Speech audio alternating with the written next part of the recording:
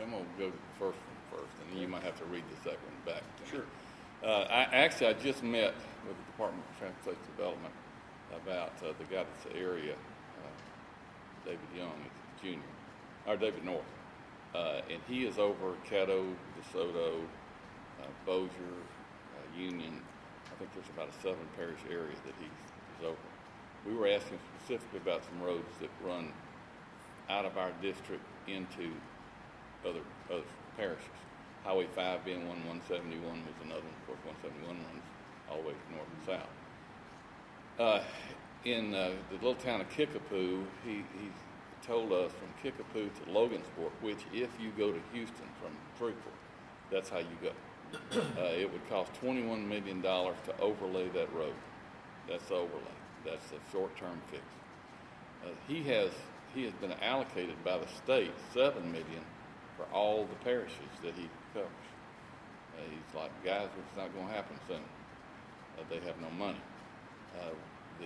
One of the man whose place I'm trying to take, who's trying to get another job with Mr. Richard Burford, told us in that meeting that there most likely would have to be a special session, the new governor, to rework all that. And certainly, for me, one of the main issues would be to be sure the money is allocated probably a little differently than it is now.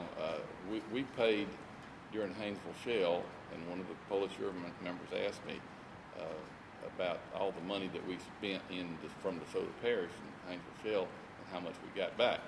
Obviously, through the course of time, that wouldn't be a problem. That wouldn't be the same case. Early on, in my early days, South Louisiana has where all the oil and gas production was. At that time, they wanted roads like the better roads and bridges than us.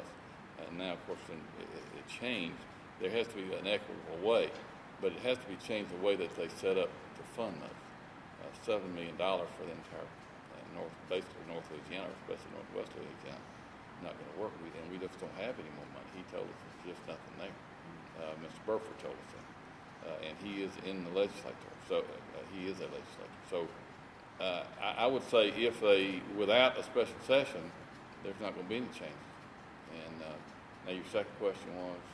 Yeah, the second question was about having a plan to provide better, more steady, inflation-proof revenue stream to support the growing needs for roads. Well, those things are going to have to be tied to legislation that would be that could be changed in that money dedicated for highways, and we're well aware of what I'm speaking.